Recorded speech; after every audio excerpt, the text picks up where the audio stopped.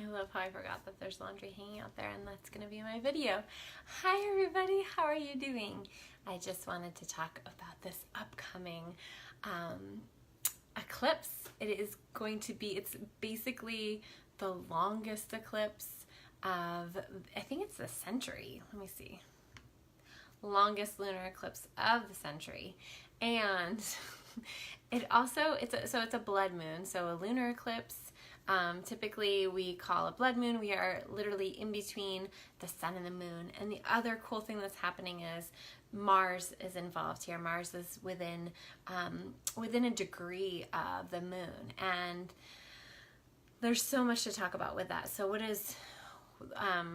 so not only is this a blood moon, but Mars is going to be visible, and it looks like this, bloody planet up there. It's like red. That's why we call it the planet of war. It's got this involvement with the red. So there's just a lot of fiery Aquarius's air movement, ideas, that kind of thing being brought up. And you really want to know where in your chart is Aquarius, where in your chart is Leo, okay? So this is helpful to look for, and I will go house by house because it's going to be this opposition. You have Leo on one hand, and then Aquarius on the other. They are complete opposites of each other. Their energies have similarities, but they're polar opposites. And so this eclipse is about finding the balance between the two. Leo is the inner child. It's the heart. It's very heart-centered. It's very lovey, like attached energy, very fiery, warm energy, okay? And then Aquarius can be seen as kind of cold or aloof, very heady, lots of good ideas, but much more up here, and Leo is much more down here. And so how can we find that balance? And since the North Node, we always want to look to the North Node to know where we want to go, where we're moving into. And so since that is at the heart, Leo, we want to be moving there. And that doesn't mean that Aquarius, of course, has lots of good information, lots of good resources for us to draw upon, but we just don't want to move too much into that Aquarian energy. So since the moon will be in Aquarius, that's our emotions, and so we might be feeling isolated. We might be feeling like, hi Becky, how are you? We might be feeling like there's certain things that we need to look at around community, around our ideas, around where we feel like we're isolated or we don't fit in. But ultimately, the sun will be in Leo, goes into Leo this weekend, and when the sun that's where we want to move towards, and that's also where the North Node is. So we want to be aware. The other interesting thing that's happening the day before this eclipse is that Mercury is going retrograde in Leo. So there's just a lot of Leo influences, and so you want to know what house Leo's in for you. And of course, this whole season will be lighting up that house for you for the next 30 days or so. And so it's finding that balance between the inner child and the intelligent elder within you. And so that's what this eclipse is about. The other interesting thing is Mars is retrograde. Mars is also, we call it out of bounds in astrology. It is literally closer to the Earth than it's been in a long time, and that's why we can see it, right? It's going to be brighter than Jupiter. Jupiter's the largest planet, so it's going to be brighter than Jupiter. It's pretty insane, and that means it has a big influence.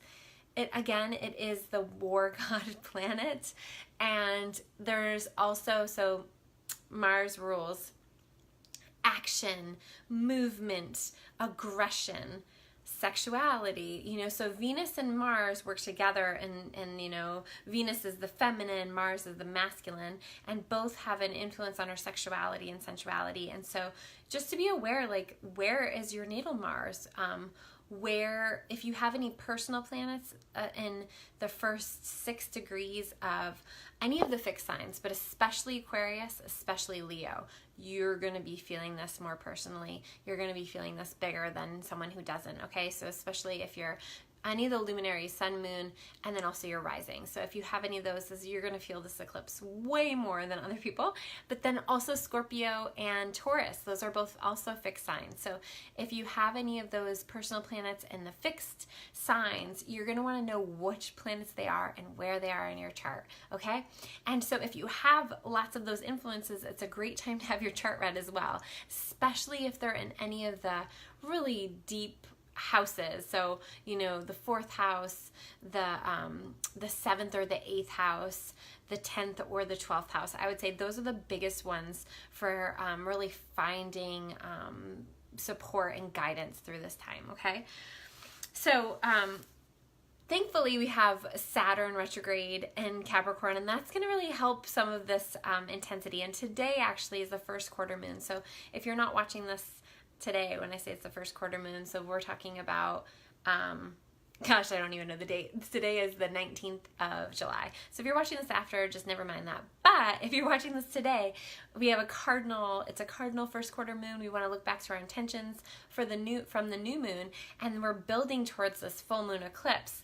So since it's in Libra, we're trying to find that balance, and it's really the balance of the right and left hemisphere, really the balance of beauty and action, our senses, and the ability to move things and really stay on track, okay? So we're in this first quarter moon, and it's a cardinal, and then we also have Saturn in Capricorn, which is a cardinal sign as well. And so thankfully, we're going to still have this influence of Capricorn moving into this eclipse.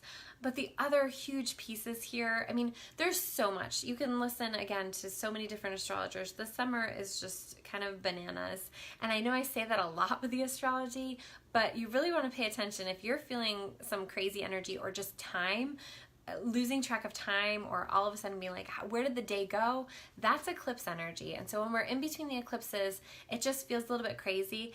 And this one in particular is going to feel really nutty. I highly, highly recommend you slow the fuck down. I don't know if I can say that, but slow down, slow your roll, pay attention when you're driving, pay attention when you're moving through the world, stop looking at your phone when you're crossing the street, that kind of thing. This is not the time to be careless. This is not the time to be rushing around like a chicken with your head cut off, because guess what? This is just flesh, you know, this is just flesh. And we want to stay connected. We want to meditate. We want to drink enough water. You guys drinking water? Do you guys have questions about? Hi, Louise. You're my only viewer. So do you have any questions? Like, I thought, okay. So if you have any questions about this eclipse, I'm talking about the eclipse. And okay. So the square, so we have Mars, huge influence. Time has stopped. Oh my goodness. Okay, so that's interesting. That's great that it's slowed down for you a bit. It's funny. Were you typing that before I asked if you would participate? Because that's funny. But yeah, I think I can do different things for different people, and I think that it's really important to pay attention to those things. And if you're feeling like time is slowing down, that's an opportune moment to work on, yeah, I knew you were, to work on more things, right? Like not necessarily moving faster, because it's preparing you to slow down, which is great. Slow down, but use that energy as a way to harness kind of, because you do have a lot of cardinal energy. Anyway, I'm not going to go into this too much, but use that energy to move you forward in terms of, like, if you feel like you have space in your schedule, you have time that's kind of, oh wow, only an hour has gone by. Okay, move on to the next thing. Really focused energy on one thing at a time, I would say, is the biggest thing with this eclipse energy. And really, you know, I was talking a lot about just like the summer is transformation, upgrades, really paying attention to where in your life you'd like to see change, and then allowing the space for it to actually happen. I think the comments are on my face, but that's okay. Really not rushing things, really not rushing into things, really not rushing into arguments or discussions with people. This is a huge time, especially in the summer, because we tend to just socialize more and move faster. It's really important to slow down. There are going to be 5 planets retrograde next week. Starting on the 26th, we'll have Mercury going retrograde, and we'll have Saturn, Mars. Oh shoot, am I going to have to know all these? Not Jupiter. We have, okay, Saturn, Mars, Mercury. Where's my chart? Hold on.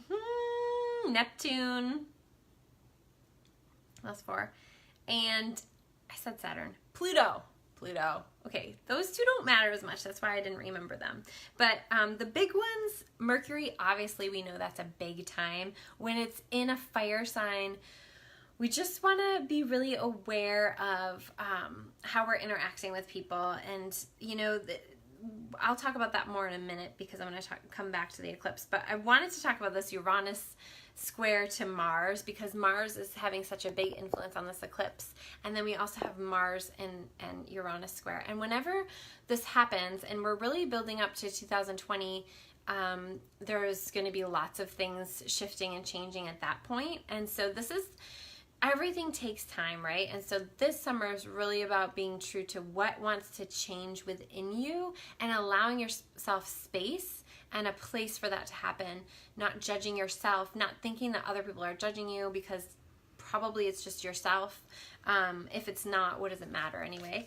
And with this Uranus to Mars square, we learn from conflict. We do. And we learn from interacting with others. So if there are conflicts in your life that you can think of, really trying to see the bigger picture of what it reminds you of, if there's any things that are left that you still need to sort through in your own mind and your own cellular DNA, you know, write some things out because we don't have conflict just to have conflict. We learn from conflict. So remembering that if you're having conflict this summer. So that Uranus square to Mars is huge, and this also tells us to just be more cautious as we're moving through next week. There's a lot of unpredictable energy, and the eclipse is going to be on the 27th. We won't see it here if you're in the United States, but you will be able to see Mars, which is really cool. And we'll see the full moon. Hopefully, if the skies are clear, we will see the full moon, and it will appear as a reddish hue. And then we will see Mars, which appears as a reddish hue.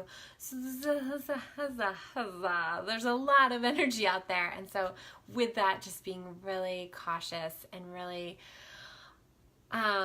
aware of your own health, aware of your own needs, checking in with your body, and knowing where this is happening in your chart, which brings me back to doing a house by house really quickly and talking a little bit about how this, you know, the North Node is where we're wanting to go. I talked about that already a little bit, and Leo moving into our heart center, and then also Mercury, which is it's interesting because Mercury represents the mind and our connection. It's also got these little antennae which allow us to transfer information from above and beyond and below. And because of that, what's this Mercury retrograde in Leo is about bringing that information in and bringing it into the heart and really being aware of where we've been judging ourselves, where we've been holding back our intuition, our magic, our courage, because we're afraid of what other people think. And so this Mercury retrograde is actually a really beautiful element to this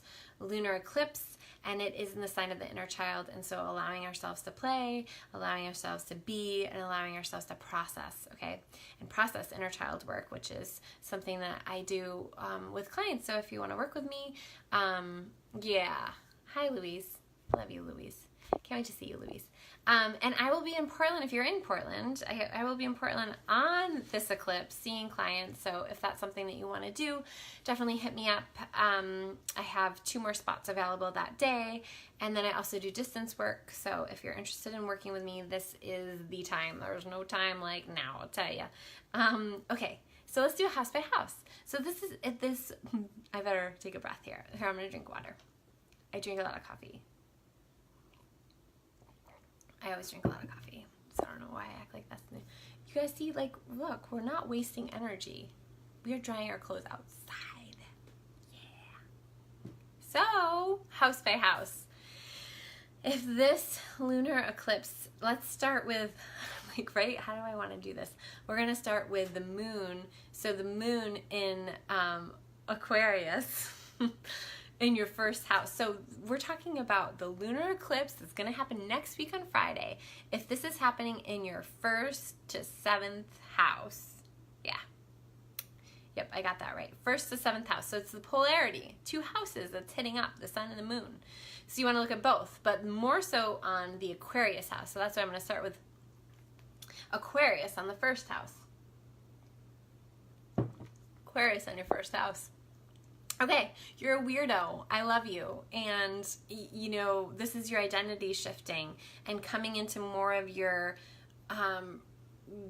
just your eclectic nature, and really tuning in, especially if you have personal planets here, or if this is your rising, really tuning into more information that's available about where you've been, where you're going, that kind of thing, and really integrating that in through your identity. So that's huge. And then also releasing or letting go of relationships that hold you back from this. So this is a huge time of release. This is a huge time of really getting clear of who's been, if or who or you've allowed to manipulate your energy or make you feel more weird than you actually are. This is a time to cleanse and clear people out of your life. This is also a time to bring in people that really do support you. And so this is a lot about your identity and then close personal relationships. If Aquarius is in your second house, so we're talking second to eighth house for Leos in your eighth, Aquarius in your second, this is going to be so fun. So we're just going to say Aquarius. I'm just going to do Aquarius house by house because you'll get it, because then the other side is the other thing. Okay, Aquarius in your second house. Aquarius in your second house is really allowing yourself to trust yourself in terms of your own boundaries, your own personal resources, what you need to feel emotionally secure as an individual, and really going after what you want, not listening to what other people have to say. You can get support from others, but your transformation has to be your own and has to look its own way. And so this is really a time about trusting that and cleansing and clearing. Oh my gosh, again, people, things, especially excessive amount of things. You might be doing a purge of your surroundings and your situation in your home, or your living spaces, your anything that gets you mobile too. You might just be like, you might get a new car. Are you getting a new car? I want to hear about it if you are. It's exciting. I hope you are. Third house. If you have Aquarius in your third house, then you, my friend, are going to be sharing with us more information. You're going to be maybe writing more or speaking more or sharing more of your truth. Maybe you're going to be working with your siblings, or maybe you're going to connect with your inner community in a way that's going to help you feel more fulfilled. So third house is inner communication, speaking, writing, learning, processing. And then with the influences on your ninth house in Leo, we're looking at the polarity here, then you're also could have the opportunity to take on new studies or teach something new. There's something there and you're moving towards it, and I'm so excited to hear about it. If you have Aquarius in your fourth house, man, oh man, if you have Aquarius in your fourth house, I would like to see your home. And so, you know, how can you really honor your place in this world and honor the ability that you have to just go with the flow and be your own boss and be your own eclectic being, and honor the places where other people have made you feel like maybe you're not, if you're a parent, maybe you're not as good of a parent, or maybe you're not as good of a, responsible, you're not responsible enough. There's some message here about responsibility, and really this is a time to, again, cleanse and clear any of these false beliefs or patterns, and really infuse all of those ways that you have of being in this world and feeling at home in unique situations and unique places, and bring that into your work situations, because you're moving into something new in your work situations, and that's exciting. So fifth house, if you have Aquarius in your fifth house, if you have Aquarius in your fifth house, you better use birth control. Just kidding. No, this is a really fertile time for you. So I don't know if you need birth control, but if you do, this is the time to use it. And then also just letting yourself create and be free. Oh my gosh, you guys see my earrings today? So maybe you do something like this, like wear 2 totally different earrings and rock them and just like express yourself. What's that song? Express yourself, do what you want to do. I haven't had any alcoholic nature, but I certainly am feeling a little bit loopy. So, sixth house. If you have Aquarius in your sixth house, this is time for you to look at your routines and rituals and day-to-day things that need some tuning up. Like for instance, if you've just been going too hard, you've not been, paying attention to your health as much, you've not been paying attention to the day-to-day things that need to happen, this might be a time to really ground in. The sixth house rules small animals and pets, so you might be getting yourself a cat or a dog or a gerbil to take care of so that it grounds you into your own day-to-day routines and rhythms. Isn't that exciting? Let me know if you got a new pet. Okay, seventh house. Seventh house is marriage and partnership. And so any kind of partnership. It could be partnership in business, partnership in owning a house together, but it also is marriage. And so when you have Aquarius in your seventh house, you do relationships differently. And there's going to be a cleansing and a purging. And it's windy out there, and the doors sometimes do that. Shh, don't tell anybody. Okay, so you might be doing relationships differently, and something needs to be cleansed and cleared around your own judgments about how you do relationships, what's not working in relationships, what needs to be shifted and changed. And remember that we're looking at also the polarity. So what needs to change in your relationship so that you can come to a clearer sense of your own identity and your own big-hearted nature, because if you have Leo in the first house, you're just ruled by the heart. And so so there might be something that needs to shift and change so that you can come into that more. Aquarius in the eighth house. Aquarius in the eighth house is a house of transformations, and it's death, rebirth, sex, taxes, anything that creates alchemy in your life. Isn't that exciting? And we are all in a place of transformation. We're all in a place of growth. But if you have Aquarius in the eighth house, that's kind of a magical combination. So I want to talk to you.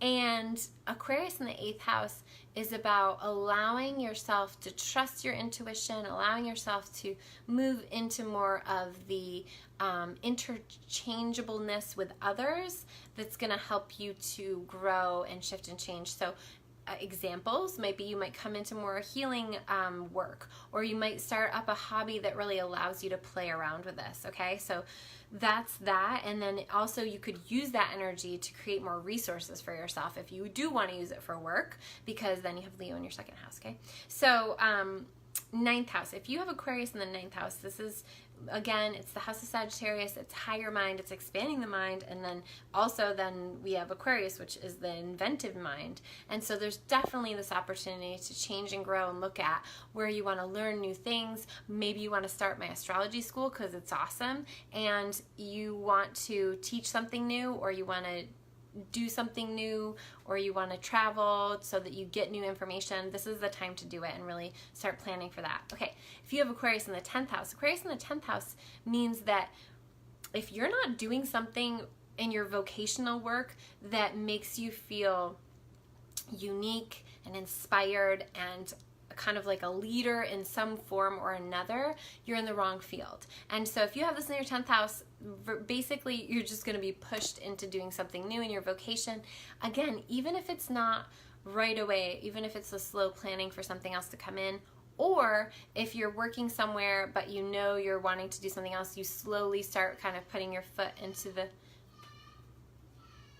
Some child is screaming. Okay, and then so you want to work towards something new in your work situation. If you have Aquarius in the 11th house, that's double whammy because Aquarius rules the 11th house. So if you have Aquarius here and the moon is going to be there because the moon is just transiting through there for this eclipse, then you're going to want to be aware of community, of where maybe you felt emotionally not taken care of by community, felt like you've been isolated or like you're the lone wolf, and this is the opportunity for you to clear that and to really, utilize your community. Start to see yourself as someone that can help serve the community instead of needing something from the community. And then also to use that to create something new, because then the polarity of that would be your 5th house, which is the house of creation. So creating something new, maybe art or music or something creative is going to come from this trusting. Okay, and then if you have Aquarius in your 12th house, where did the 12th house? If you have Aquarius in your 12th house, this is kind of a mind fuck. And so if you have this, I'm sorry, but so this is going to be a time for you to really tap into spirituality, tap into past life healing, any kind of intuitive healing, me. So if you have this, you want to look at your day-to-day life and grounding into meditation and how you can use that to fulfill your life's purpose. I hope you guys have a beautiful day. And if you want to work with me, the link I will post below. And I don't know, that's about it. Blah, blah, blah, blah, blah.